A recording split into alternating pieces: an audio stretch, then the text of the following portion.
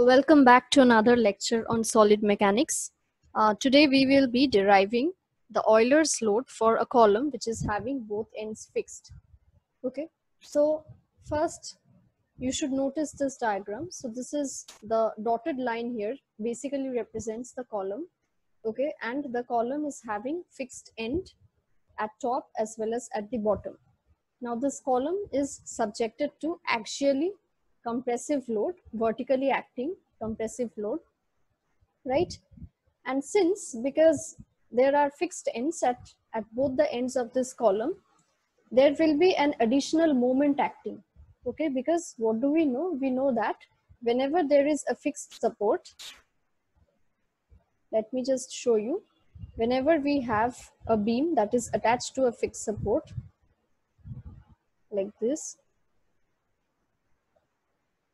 under the action of any load, what happens? Suppose a load is acting on this beam.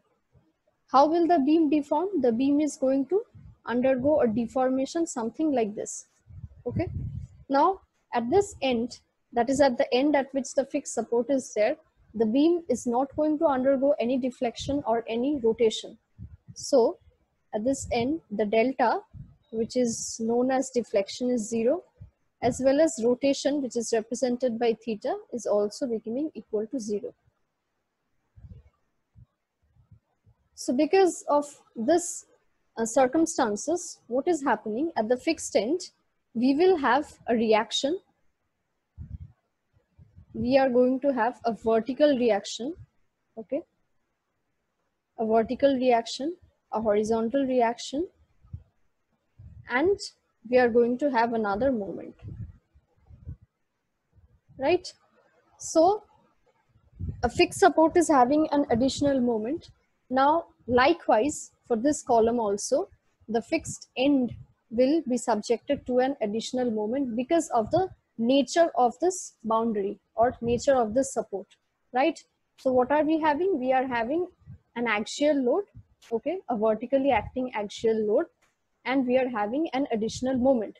Now, if you consider the buckled shape of the column due to this additional moment, what will be the shape be? The shape is going to be somewhat like this, right? Okay, so we are assuming that if the buckling is in this direction, if it is like this, then the moment is taken to be negative, and if the buckling is in this axis or in this direction, or if the curvature is in this direction, then we are going to take that curvature or the moment as positive, right?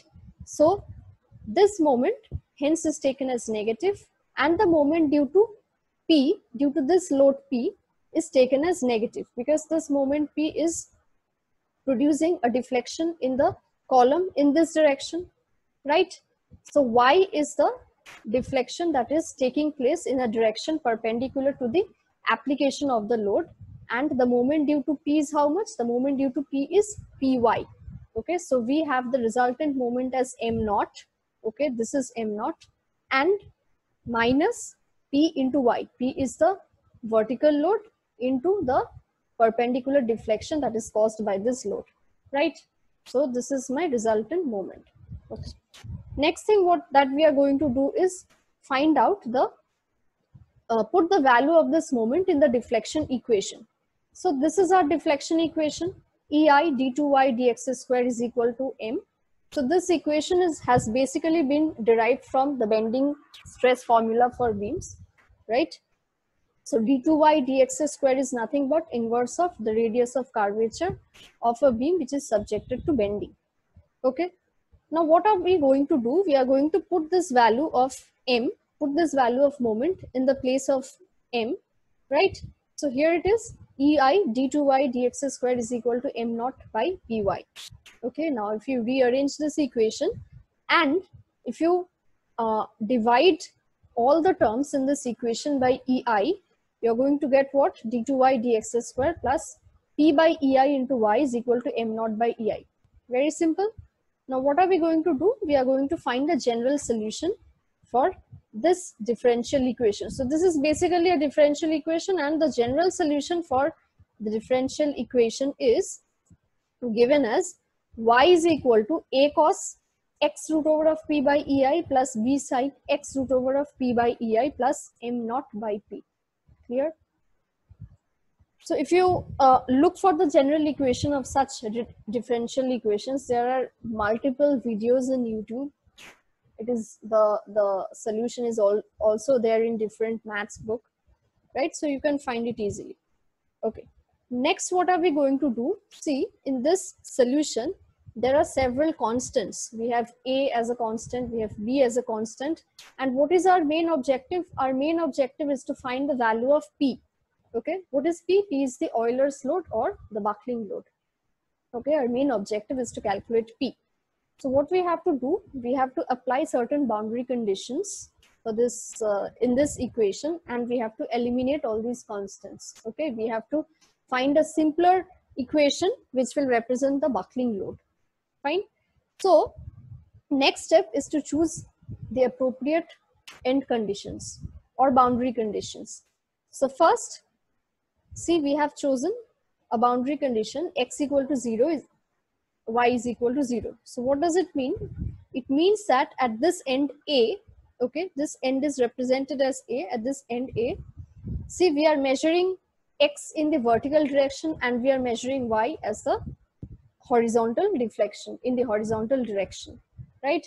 But at this point, that is at x equal to 0, y is going to be also equal to 0.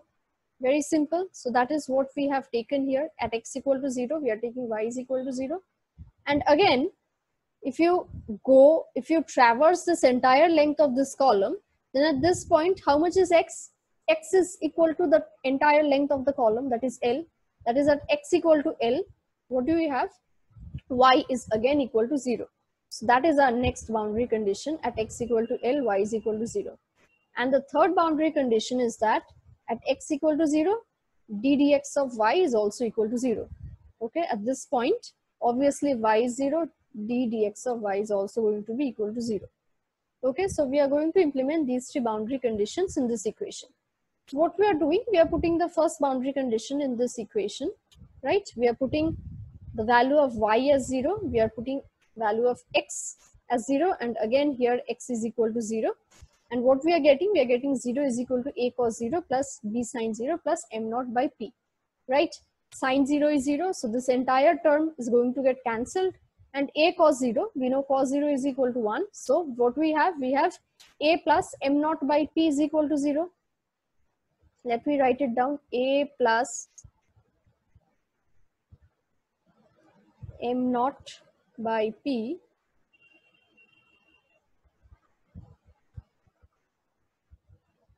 is equal to 0. So from here, what is the value of a? So a is going to be minus m naught by p. Okay, so we have found out what is the value of this constant a. Next thing that we are going to do is we are going to put this boundary condition, okay, in where are we going to put this boundary condition? We are going to put this boundary condition in dy by dx of this solution. So in order to use this boundary condition, what we have to do is we have to first differentiate y with respect to x. Okay, so here it is, we are integrating, we are differentiating y with respect to x. So dy dx is equal to how much? You see here, root over of p by ei, this is a constant term. Okay, so what we will get? We will get d dx of, if we differentiate this first term with respect to x, we are going to get it as a root over of p by ei into minus of sine x root over of p by ei. Okay, so that is what I've written here. And for the second term, if we differentiate it with respect to x, then we are getting b root over of p by ei into cos x root over of p by ei. Okay, so this is what I've written here. And m naught by p is a total constant term. So if you differentiate it, it's going to be 0, right? Now, this is my dy by dx is equal to this equation. Now what we are going to do, we are going to put this boundary condition in this equation here. Okay, so dy dx is equal to 0. Hence, this term is going to become 0. Okay, and x is also equal to 0. So if x is equal to 0, then this entire term will also become 0. And here again, if x is becoming equal to 0, this term is again going to be equal to 0. Right? So see this expression, 0 is equal to minus a root over of p by ei into sine 0 plus b root over of p by ei into cos 0. Clear? Now sine 0 is 0. So if this is 0, this entire thing is going to be 0. And cos 0 is how much? Cos 0 is 1. So what do we have? We have finally b root over of p by ei is equal to 0. Here are all the drawings. Okay. So this entire term is becoming 0 and we are having b root over of p by ei is equal to 0. P cannot be equal to 0 or p by ei cannot be equal to 0, then the whole assumption will become wrong. Okay, there will be no validity of this derivation. So what we can say that b, this constant b, can be equal to 0, right? So till now we have already calculated the value for a and the value for b. So the value for a is minus m naught by p and the value for b is equal to 0. Clear? Okay. Okay. Now we are going to put the value of a and b in this original expression. Okay.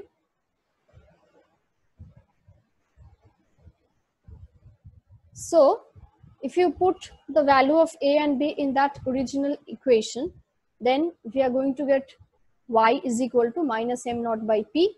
We are substituting a by minus m naught by p, cos of x root over of p by ei plus m naught by p, and since b is equal to 0, it means that this entire term is 0. So what we are left with? We are left with this part and this part.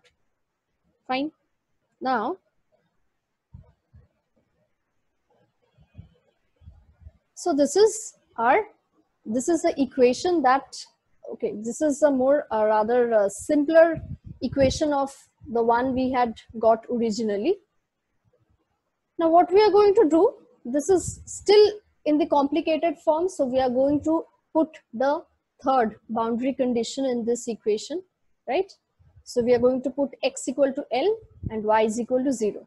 So in place of y, we are writing 0 minus m naught by p cos, and we are substituting x with L. So L root over of p by ei plus m naught by p. Here now, so if you simplify it, see, we are taking m naught by p common. So if we take it as common, then within the brackets we'll have 1 minus cos L root over of p by ei, and m naught by p cannot be equal to 0. Okay, so this term 1 minus cos L root over of p by ei, this term is definitely going to be equal to 0. Okay, so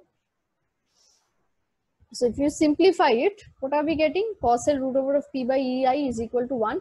Now if you check for cos inverse 1, so when is the value of cos becoming equal to 1? When the value of theta is 0, when the value of theta is 2 pi, that is 360 degree. When the value of theta is 4 pi, we are getting the value 1.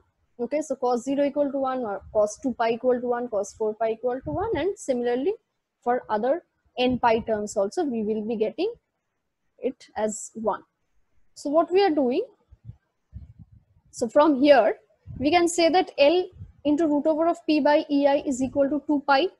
Okay, then we are simply rearranging this equation, and we have derived, or we are deriving the value of p as 4 pi square into ei divided by L square, where p is the buckling load or the Euler's load, 4 pi square is a constant, E is the modulus of elasticity, right, of the material, and I is the moment of inertia of the section, L is the length of the column. So that's it. This is how you have to derive the uh, Euler's load or buckling load for Euler's theory in case of columns for having fixed end. Okay, so stay tuned for the other conditions also, for the other conditions for column also. Until then, take care and goodbye.